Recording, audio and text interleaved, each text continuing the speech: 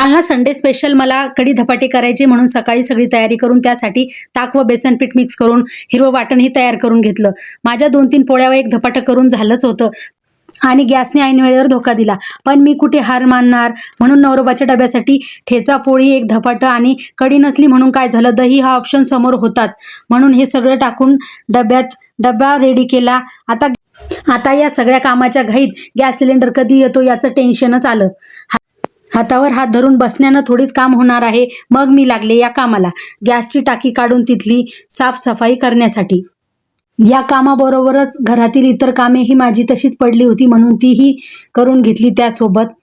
माझे हे सर्व काम होतानाच आधीही निघाला होता गॅसचे सिलेंडर आणायला। आधीने गॅस सिलेंडर आणून दिल्यानंतर मी सगळ्यात आधी कढी करून घेतली। लावला ग बाई एकदाचा गॅस सिलेंडर आणि गॅस चालू होताच माझा राहिलेला स्वयंपाक करायला मी लागले।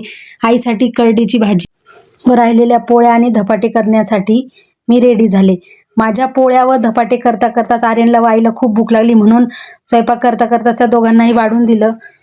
तसेच धपाटे ही माझी सुद्धा आवडती डिश आहे बरं का।